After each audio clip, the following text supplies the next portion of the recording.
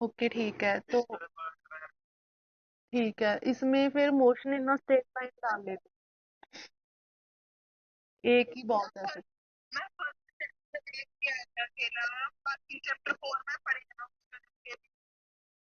ठीक है, उसमें डिमेंशनल एनालिसिस उसमें फिर टू डालने पड़ेंगे। डिमेंशनल एनालिसिस कर लो, फिर एक एरर एनालिसिस कर लो, क्योंकि छोटे हैं ना दोनों। ठीक है, question and straight line next month में रख लेंगे। ठीक है, थोड़ा टफ भी है, आपकी रिवीजन भी हो जाएगी तब तक। और प्रैक्टिकल मैं आपको कल बताऊंगी कि कौन सी लगानी है। ठीक है, मैं चेक कर रही हूँ कि कौन सी बेस्ट है। एंड एक बात, जस्ट जस्ट करेंगे जब भी, मतलब कि हम स्कूल में जाएंगे तो प्रैक्टिकल परफॉर्म करेंगे, तब तक हम उसका रिटन वर्क है जो वो स्टार्ट कर लेंगे, ताकि जो हेडेक है हमारी वो खत्म हो जाए, जब भी हम स्कूल में मिलेंगे तो परफॉर्म कर लेंगे।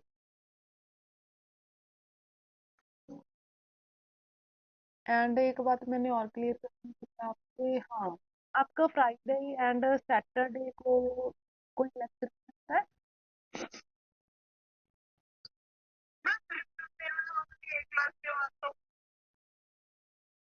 ओके। मैंने ना आपका जो जेईई एंड नीट कोचिंग है ना, साथ में वो स्टार्ट करनी है, मीन्स जो उसके रिलेटेड एमसीक्यूज है जो आपको आगे जाकर काम आएंगे किसी भी कॉम्पिटेटिव एग्जाम के लिए हम बोल सकते हैं। ठीक है, मीन्स जो हर एक चैप्टर के एमसीक्यूज साथ में स्टार्ट करने हैं, उस टाइप के क्वेश्चंस। तो उसके लिए हम संडे रख ले हाफ एन आवर।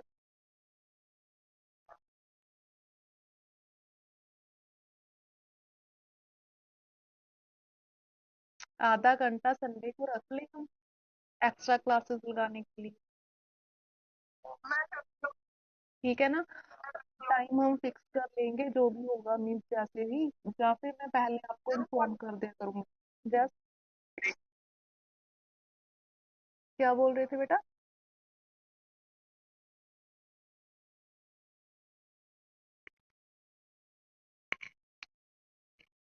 क्या बोल रहे थे बेटा, बोलो।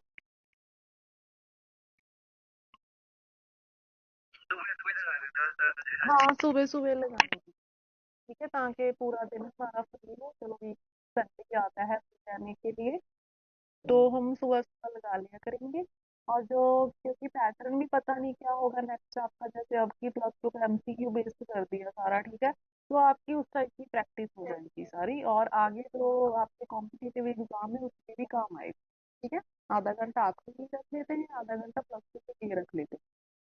और फ्राइडे सैटरडे में प्लस टू को एडजस्ट करूंगी, क्योंकि उनको अभी जो पैटर्न है वो चेंज हो गया ना 50% वाला, उनको सारी एमसीक्यू बेस्ड आना है। तो वो मैंने करके इसलिए फ्राइडे सैटरडे आपको नहीं दी, ठीक है, वो प्लस टू को दे देंगे। तो चलो, आज का जो हमारा टॉपिक है projectile fire eight an angle with horizontal, वो स्टार्ट करते हैं। कल हमने प्रोजेक्टाइल डिस्कस किया था, जैसे हाइट से हम ये ऑब्जेक्ट को नीचे की तरफ फेंके। ठीक है, अब जो हमारा आज का केस है उसमें क्या है, जैसे ग्राउंड से, बिल्कुल मान लो हमारा, इमेजिन करो जो हैंड है ग्राउंड से टच हो रहा है, वहां से ऊपर की तरफ मैं फेंक रही हूँ कोई ऑब्जेक्ट, तो उसका मोशन ऐसे होगा। ठीक है, जो कल था वो आप जहां पर बैठे थे वहां पर से आपने कैप फेंक दी थी, मीन्स ग्राउंड से हाइट पर थे आप। ठीक है, अब क्या करना है, जो आपका हैंड है वो ग्राउंड से टच करना चाहिए, फिर आपने कैप को फेंकना है, तो उसका जो पाथ है वो ऐसा बनेगा। ठीक है, और डेरिवेशन स्टार्ट करने से पहले इसके कुछ इंपॉर्टेंट पॉइंट्स है जो बुक में गिवन नहीं है। ठीक है, और बुक में जो डायग्राम है वो भी ऐसे नहीं बनी हुई, थोड़ा सा डिफरेंस है, तो आपने जो मैंने बनाई है जो जरूर ड्रॉ करनी है अपनी नोटबुक पर, अपनी कन्वीनियंस के लिए, आपको इजी समझ में आएगा फिर। तो ये थोड़ा सा हमने डिस्कस करना है, ये वाला पेज सारा एक्स्ट्रा ही है, आपको इसमें से बुक में नहीं मिलेगा। ठीक है, जैसे एक हमने क्या किया, जहां से जो ऑब्जेक्ट है वो फेंकी। ठीक है, जो उसकी इनिशियल वेलोसिटी थी वो क्या है, इनिशियल वेलोसिटी यू होती है। बट अब हमारे पास जो टू डिमेंशनल मोशन है, तो टू कोऑर्डिनेट कवर हो रहे हैं, मीन्स टू एक्सिस। कौन सी? एक्स, एंड दूसरी वाली वाई। जो हमारी वेलोसिटी है ऑब्जेक्ट की वो ये वाली आ गई सेंटर। तो ये किसका काम कर रही है? रिजल्टेंट का। मीन्स रिजल्टेंट वेलोसिटी है, रिजल्टेंट इनिशियल वेलोसिटी है जी ऑब्जेक्ट की। जब रिजल्टेंट है तो उसके कंपोनेंट भी जरूर होंगे। तो इस वेलोसिटी के टू कंपोनेंट्स बन रहे हैं, एक एक्स एक्सिस के अलोंग एंड दूसरा वाई एक्सिस के अलोंग। और आपने ये बात ध्यान रखना है, जैसे ही हमारे पास कोई भी कंपोनेंट है, जो कंपोनेंट रिजल्टेंट के साथ एंगल बना रहा होगा, जो कंपोनेंट रिजल्टेंट के साथ एंगल बना रहा होगा वो कॉस होगा, जो दूसरा बचेगा वो साइन होगा। ठीक है। ये आपको सभी कंसेप्ट में काम आएगा, वन में भी टू में भी, ठीक है। तो यही चीज यहाँ पर अप्लाई हो रही है। हमारे पास क्या है, यू है जो रिजल्टेंट है, तो उसके कंपोनेंट बन गए, तो एक्स के अलोंग बना यू एक्स, जो वाई के अलोंग बना यू वाई। और आगे हमने इसकी वैल्यू निकाल ली। जो एंगल बना रहा है रिजल्टेंट के साथ उसे हमने क्या बोल दिया, यू कॉस थीटा। जो नहीं बना रहा उसे हमने क्या बोल दिया, यू साइन थीटा। ये थी आपकी कंपोनेंट्स की स्टोरी। अब देखो डायग्राम पर जो कंपोनेंट्स एंड रिजल्टेंट दिखाई दे रही है वो क्लियर है आपको? यस। ओरिजिन से जा रही है ऑब्जेक्ट, उसकी जो इनिशियल वेलोसिटी है यू, एंगल बना रही है ग्राउंड के साथ थीटा। एंगल वाला जो कंपोनेंट है वो you cos theta. You x means horizontal है। जो एंगल नहीं बना रहा कंपोनेंट वह यू साइन थीटा। तो वाई वाई मीन्स वर्टिकल। उसके बाद स्टार्ट हो गया उसका मोशन, ऐसे जाना शुरू कर दिया उसने। यहाँ पर मैंने आपकी कन्वीनियंस के लिए पॉइंट दे दिए, पॉइंट 1 2 3, ताकि समझाना इजी है, और कुछ नहीं, ठीक है। जैसे मान लो जैसे जैसे जो ऑब्जेक्ट है ऊपर की तरफ जा रही है, ए पॉइंट मीन्स सेकंड पॉइंट पर आकर वो मैक्सिमम हाइट अटेंड करती है, मीन्स इस पॉइंट के बाद वो फिर से नीचे जाना स्टार्ट कर देती है। ठीक है। क्या बेटा?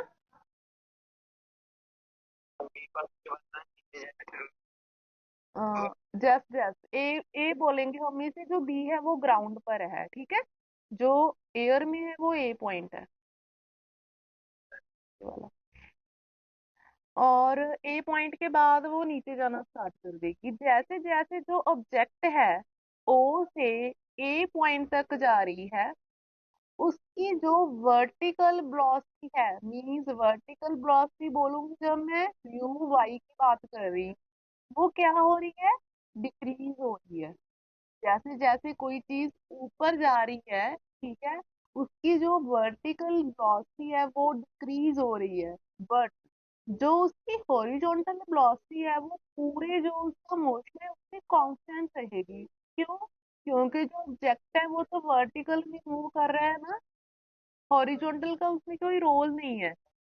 हॉरिजॉन्टल वेलोसिटी पर वो डिपेंड नहीं कर रहा, वो तो कांस्टेंट चल रही है, डिपेंड तो कर रहा है, मीन्स वो चेंज नहीं होगी, वो कांस्टेंट ही चलेगी।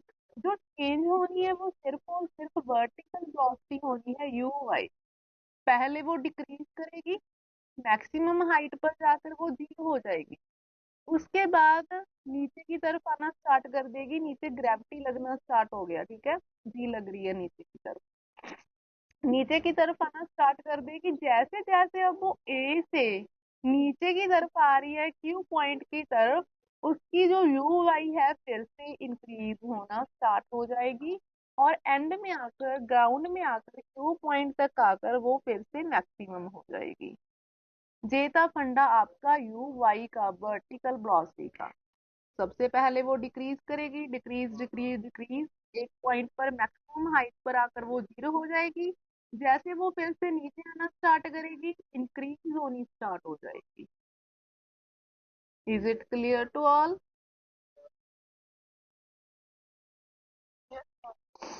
ओके।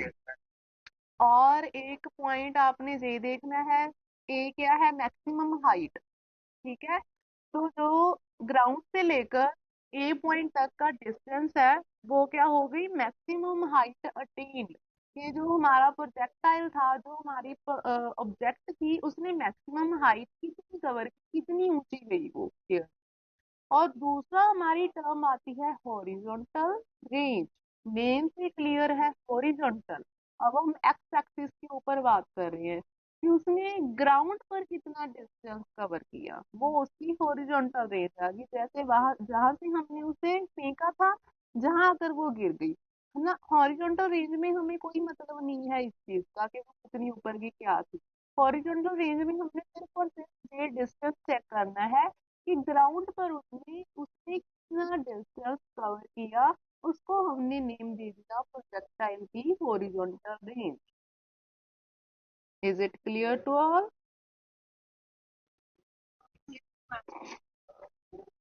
ओके, नेक्स्ट आ गया आपके कुछ इंपॉर्टेंट पॉइंट्स लिखे हैं मैंने। ये वही पॉइंट्स है जो मैंने बोले हैं। बोले हुए आप बोल सकते हो, ठीक है, टाइम के साथ साथ, बट अगर वो लिखे होंगे तो आप भूलेंगे नहीं। आपको साथ में फिर से जो मैंने वर्बली बोला होगा वो याद आ जाएगा जब आप इनको स्टैटिकली रीड करोगे, ठीक है। जैसे हॉरिजॉन्टल कंपोनेंट कौन है, u x is equal to u cos theta. Vertical component कौन है, u y is equal to u sine theta. U cos theta third point read कर रही हूँ। U cos theta is constant at every point. जो u cos theta है वो constant चल रहा है सारे मोशन में, but u sin theta change, क्योंकि यू sin थीटा कौन है, यू वाई की वैल्यू। यू वाई कौन है, वर्टिकल वेलोसिटी, ठीक है। वेलोसिटी इन वाई डायरेक्शन, फिर से वही बात कर रहा है वो। Velocity in y direction means u y की बात हो रही है। बिल भी जीरो जीरो हो जाएगी एट हाईएस्ट पॉइंट, मीन्स ए पॉइंट पर जाकर वो जीरो हो जाएगी। नेक्स्ट पॉइंट है आपका जो न्यू आया है, ये अभी हमने डिस्कस नहीं किया, कल किया था, एसोलेशन वाला। जैसे हम कल भी हमने टू इक्वेशंस बनाई थी ना, एक इक्वेशन हॉरिजॉन्टल की, एक इक्वेशन वर्टिकल की। पहले जहां पर आ जाओ, टू डी मोशन है, फिक्स कर लिया। One dimensional, x direction, y direction, two direction में स्प्लिट करके सॉल्व करेंगे। एक्स डायरेक्शन के केस में हॉरिजॉन्टल की बात होगी, वाई डायरेक्शन के केस में वर्टिकल की बात होगी, ठीक है। एंड हॉरिजॉन्टल में कंपोनेंट कौन यूज हो रहा है, u x is equal to u cos theta. Y direction में कंपोनेंट कौन है, u y is equal to u sine theta. उसके बाद बात आ गई एसोलेशन की, a x is equal to zero होगी हॉरिजॉन्टल में। जे पॉइंट हमने कल भी डिस्कस किया था कि इनिशियल बात हो रही है उसकी, तब उसके पास एसोलेशन नहीं थी, जब उसने मूव करना स्टार्ट ही किया था, ठीक है। एसोलेशन तब आई जब वो वर्टिकल में गया, हॉरिजॉन्टल में उसके उस पर कोई भी एसोलेशन काम नहीं कर रही थी, ठीक है। तो वर्टिकल के केस में जो एसोलेशन है उसकी वैल्यू आएगी, बट जो हॉरिजॉन्टल का केस है एसोलेशन की वैल्यू जीरो रहेगी, ठीक है। एंड एक चीज और है, u y is equal to, कल हमने जीरो लिया था। हमने जब कल वाई डायरेक्शन की बात की थी, वर्टिकल इक्वेशन सॉल्व की थी, उसमें हमने जो यू वाई की वैल्यू थी वो जीरो ली थी। बट इस केस में हमारे पास कंपोनेंट्स बन गए हैं, एक्स डायरेक्शन में भी उसकी वेलोसिटी है इनिशियल, एंड वाई में भी उसकी वेलोसिटी है, क्योंकि जो रिजल्टेंट है वो दोनों के बीच में है। इसलिए जहां पर जो यू वाई की वैल्यू है जीरो नहीं आएगी, उसका कंपोनेंट आएगा u sine theta. And a y acceleration due to gravity obviously ये वाई डायरेक्शन में तो आएगी ही आएगी। जब वो वर्टिकल मोशन में आ गया तो एसोलेशन ड्यू टू ग्रेविटी लगनी स्टार्ट हो गई, और यहाँ पर हमने उसकी वैल्यू ली है a y is equal to negative of g. Is it clear to all? Okay, जो अभी डिस्कस किया इन दो पॉइंट्स में वही है, एसोलेशन की बात की है कि हॉरिजॉन्टल डायरेक्शन में ए एक्स जीरो लेना है, एंड वर्टिकल डायरेक्शन में ए वाई है जो वो माइनस थ्री लेना है, एसोलेशन ड्यू टू ग्रेविटी, ठीक है। जो ये वाला है जो हम टॉपिक के एंड में डिस्कस करेंगे, पहले हमने डेरिवेशन कर दी है सारी। नेक्स्ट पेज से आपकी जो डेरिवेशन है वो स्टार्ट होने वाली जी रही। बहुत ही इजी है, जैसे कल की थी वैसी ही है, बस सिर्फ वैल्यूज वो पुट करनी है जो अभी हमने एक बॉक्स में डिस्कस कर ली। ठीक है, इक्वेशन अब मैं एक्सप्लेन नहीं करूंगी कि क्यों ली हमने ये वाली। क्या, x is equal to u x c plus half a x c square, horizontal की बात कर रहे हैं तो एक्स आएगा, इसमें वैल्यूज पुट कर दी हमने। अब वही वैल्यूज जो हमने ऑलरेडी डिस्कस कर ली, two x equal to u cos theta, a x is equal to zero. जब ये दोनों वैल्यूज को हमने इक्वेशन नंबर वन में सेट किया तो हमारे पास ये बन गई इक्वेशन। ठीक है, जो लास्ट टर्म थी, सेकंड टर्म थी, वो तो जीरो हो गई because a x is equal to zero. हमारे पास सिर्फ ये बचा x is equal to u cos theta t. कल भी हमने ऐसे ही किया था, इस इक्वेशन में से टी की वैल्यू निकाल ली थी, आज भी वैसे ही करेंगे। तो हमारे पास जो टी की वैल्यू है वो x upon u cos theta आ गई और इसे नंबर दे दिया टू। यहाँ तक क्लियर है सभी को? ओके। उसके बाद सेकंड इक्वेशन बनाई थी, आज भी ऐसे ही करना है। Equation motion along vertical, vertical की बात है तो वाई वाई वाई यूज होगा। फिर से वही टू वैल्यू करनी है, u y and a y. ये दोनों वैल्यू सेम है। ठीक है, यू वाई की वैल्यू क्या लेनी है, u sine theta, a y की वैल्यू क्या लेनी है हमने, माइनस जी। दोनों वैल्यू को इक्वेशन में सेट करो और हमारे पास सॉल्व करने के बाद इक्वेशन नंबर 3 बन जाएगी। जी, आपकी दोनों इक्वेशंस सॉल्व हो गई, motion along horizontal and motion along vertical. अब हमने इन इक्वेशन को यूज करके आगे टाइम निकालना है, हॉरिजॉन्टल रेंज की वैल्यू निकालनी है, मैक्सिमम हाइट अटेन्ड निकालना है। ठीक है,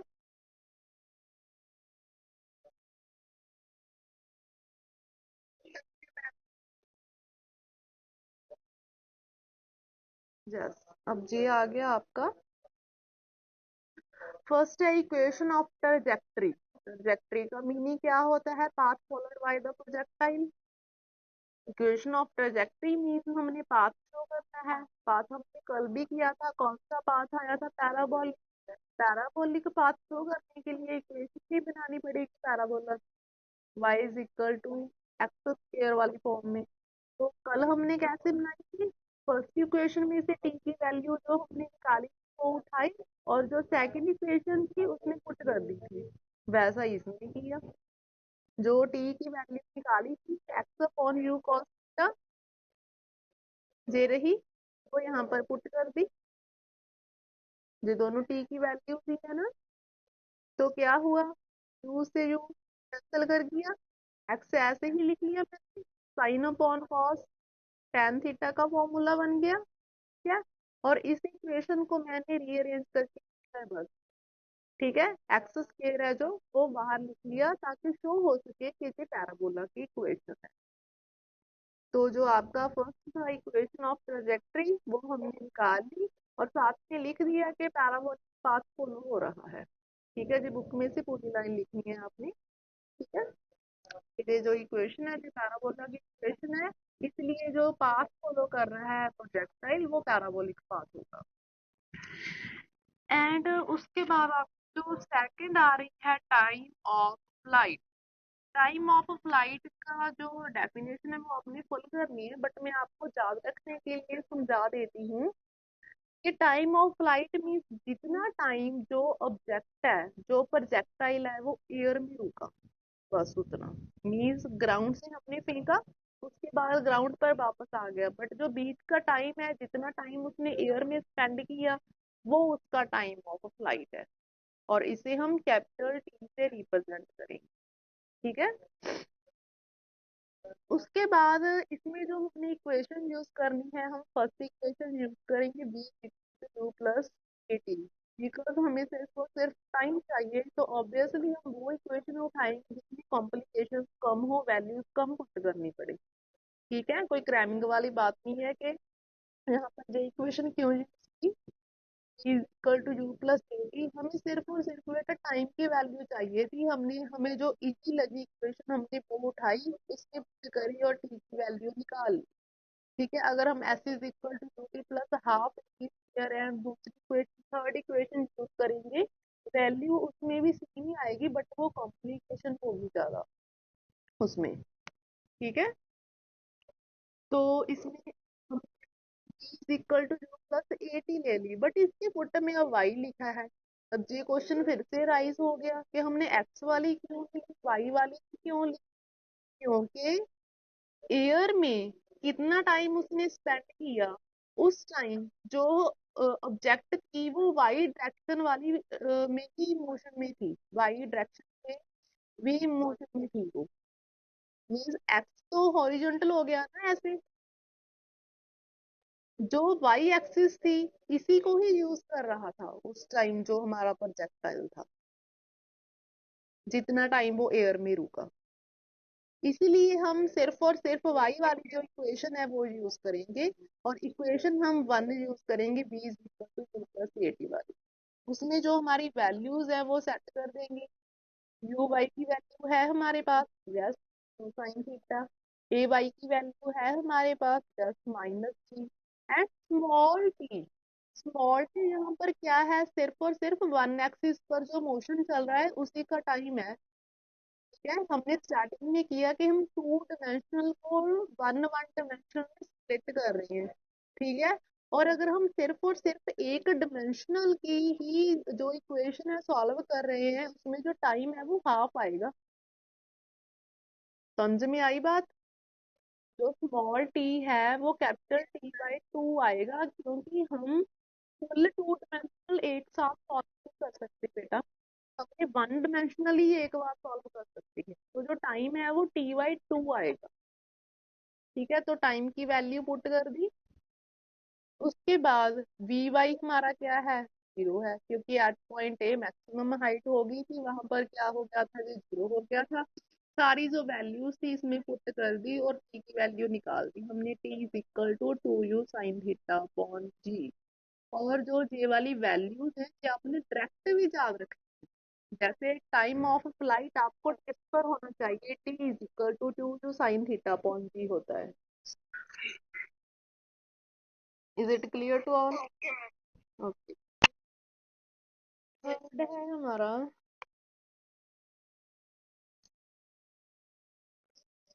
मैक्सिमम हाइट अटेन।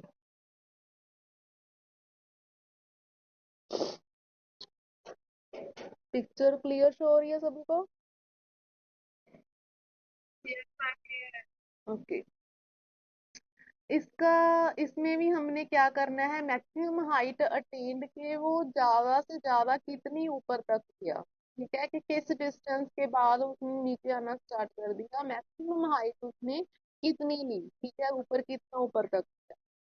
तो उसके लिए हम फिर से वाई डायरेक्शन ही यूज करेंगे। ठीक है, क्लियर है कि वो एक्स डायरेक्शन की मूवमेंट नहीं है, वो वाई डायरेक्शन की है। एक्स डायरेक्शन की नहीं है वो, वाई डायरेक्शन की मूवमेंट है कि वो कितना ऊपर किया। ठीक है, तो हम इक्वेशन यूज करेंगे S is equal two plus half A T square वाली। ठीक है, मोस्टली इक्वेशन यही यूज करी है, आपने याद कर लेना है कि जो फर्स्ट इक्वेशन है वो किस केस में है, टाइम ऑफ फ्लाइट में है। तो हमारे पास क्या आ गया, y is equal to u by t plus half a by t square. Mean हम जो डिस्प्लेसमेंट वाली इक्वेशन है वो y की टर्म में लेकर चल रहे हैं। उसके बाद इसमें भी वैल्यू पुट कर दो, मतलब और क्या करना है, y की value sine theta, a y की value minus three, small t की वैल्यू क्या पुट करनी है हमने, टी बाई टू। ले आर्टिकल में निकाल कर आए हैं, टी की value two u sine theta upon three थी। ठीक है, जो टू था पहले ही जहां पर लिया मैंने, क्योंकि मैंने टी बाई टू की वैल्यू पुट करनी है, टी की नहीं करनी। तो क्या आ गई value, u sine theta upon g. ये वैल्यू न्यू यूज कर रहे हैं यहाँ पर। ठीक है, पहले हमारे पास टी की वैल्यू नहीं होती थी, अब हमने उसे सॉल्व कर लिया तो उसे ही यूज करेंगे। और वाई क्या है, डिस्प्लेसमेंट। हम किस टाइप की डिस्प्लेसमेंट निकाल रहे हैं, जहाँ पर उसने मैक्सिमम ग्राउंड से ऊपर वो कितना गया, उसे हमने किससे डिनोट किया था, एच से। तो y is equal to h put कर सकते हैं ना हम। तो जो सारी वैल्यू अभी हमने इक्वेशन में पुट कर दी। ठीक है, इसे ध्यान से समझना, काफी बच्चों को इस जो स्टेप में प्रॉब्लम आती है। ठीक है, मैंने ओपन करके लिखा तो बुक भी ओपन। यस बेटा। हाँ हाँ हाँ, वैल्यूज ही पुट करके सिंपलीफिकेशन है आगे, तो सिंपलीफिकेशन तो बेटा मैथ का कंसेप्ट आ जाता है। वैल्यूज पुट करने तक फिजिक्स का कंसेप्ट रहता है डेरिवेशन में, ठीक है।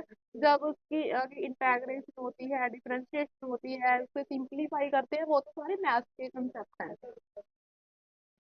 जैसे यहाँ पर हमने u को u से मल्टीप्लाई कर दिया, u स्क्वायर, साइन को साइन से कर दिया, साइन स्क्वायर थीटा, नीचे अकेला g था वैसे ही लिख दिया। उसके बाद प्लस, g के आगे माइनस है, प्लस माइनस क्या हो गया, माइनस हो गया। 1/2 ऐसे ही लिख लिया, g ऐसे ही लिख लिया। u sign theta upon g का होल स्क्वायर था, मैंने स्क्वेयरिंग ओपन कर दी। स्क्वेयरिंग ओपन करने के बाद एक g से एक g कैंसिल हो गया, ठीक है। और जो इक्वेशन बची जे वाली बच गई। अब देखो जो ब्रैकेट वाली टर्म है दोनों में क्या है, सेम है। जो फर्स्ट है उसके आगे कुछ भी नहीं है, कोई कॉफिशिएंट नहीं है, इट मीन्स 1 है। जो सेकंड है उसके आगे क्या है, हाफ है। ब्रैकेट में क्या है, सेम टर्म है। तो 1 माइनस हाफ कितना हो गया, हाफ टर्म में बचेगी ना। एक पूरी टर्म से हमने हाफ माइनस कर दिया, जैसे 1x माइनस 1/2x हो, उसका आंसर क्या आएगा हमारे पास, 1/2x आएगा ना। ऐसे इस टर्म को सॉल्व कर लिया हमने। तो ये आ गई हमारे पास मैक्सिमम हाइट टेन। क्लियर है सभी को। बॉयज नहीं बोल रहे, कहाँ गायब हो गए आप, है क्लास में। समझ में आ रहा है बेटा। ओके। उसके बाद आ गया हमारा हॉरिजॉन्टल रेंज। हॉरिजॉन्टल रेंज क्या था बताओ, आप बताओ हॉरिजॉन्टल रेंज की डेफिनेशन मैंने क्या बताई थी, क्या होता है, क्या टर्म है ये। जस्ट कौन बताएगा, what do you think horizontal range क्या होती है। बस टर्म क्लियर कर दो मुझे, जिस मर्जी लैंग्वेज में करो।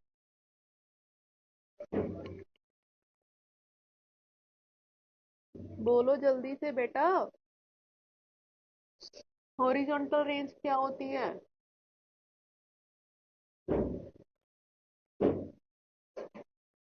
ऐसी जैसे, जस्ट जस्ट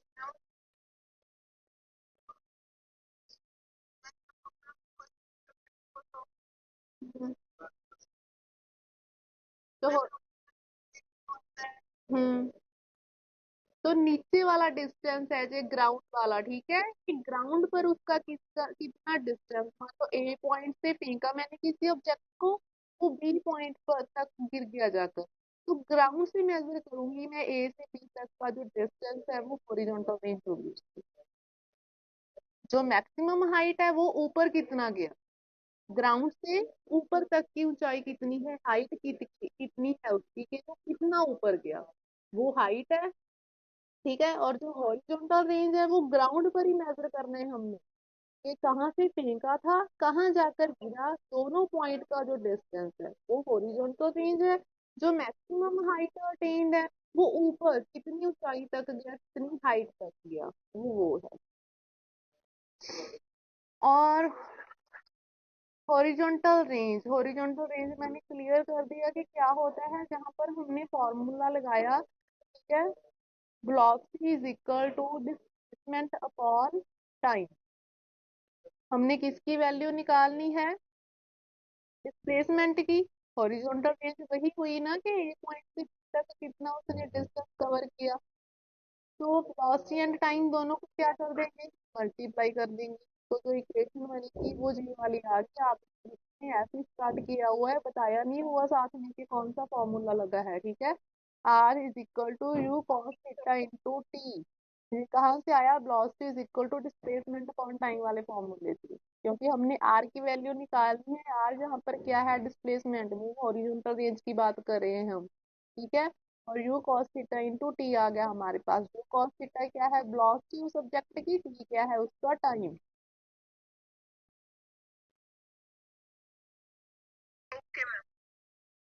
लास्ट आ गया आपका, जी रहा, ठीक है। टी की वैल्यू पुट कर दी और कुछ नहीं किया। टी था जहां पर, हाँ जहां पर टी था ना, u cos theta into t, t की value two u sine theta upon g put कर दी। उसके बाद जी ऐसे ही नीचे आ गया दोनों के। ठीक है। यू स्क्वायर मैंने ब्रैकेट के बाहर लिख लिया, और two sine theta cos theta bracket के अंदर लिख लिया, ताकि मैं इस पर जो आइडेंटिटी है, फॉर्मूला है ट्रिग्नोमेट्रिक, को अप्लाई कर सकूं। Because sine two theta is equal to two sine theta cos theta होता है। तो इस पूरी टर्म की प्लेस पर मैंने साइन टू थीटा लिख दिया, और ये आ गया आपका हॉरिजॉन्टल रेंज। और जब थीटा किसी ऑब्जेक्ट को आप देख रहे हो, उसका ग्राउंड के साथ जो एंगल है जब 45 डिग्री होगा, तब उसकी जो रेंज है मैक्सिमम आएगी। अब जे वाला पॉइंट है, बस 1 मिनट लूंगी और ठीक है, आपका खत्म हो जाएगा। जो मैंने बोला था कि एंड में करेंगे। ठीक है, ये रहा। मैक्सिमम हाइट के लिए थीटा 90 डिग्री होना चाहिए, मैक्सिमम रेंज के लिए थीटा 45 डिग्री होना चाहिए। और जो रेंज है कि कितनी दूर तक जाएगी जो ऑब्जेक्ट है, वो हमारी इनिशियल वेलोसिटी पर भी डिपेंड करता है। ऑब्वियसली आप कैप को कितने जोर से फेंक रहे हो, हल्के से या ज्यादा जोर से। ठीक है जी, हल्के से फेंकोगे आपके नजदीक गिर जाएगी तो हॉरिजॉन्टल रेंज कम होगी। अगर ज्यादा जोर से फेंकोगे तो दूर जाकर गिरेगी, उसकी हॉरिजॉन्टल रेंज ज्यादा होगी। Is it clear to all?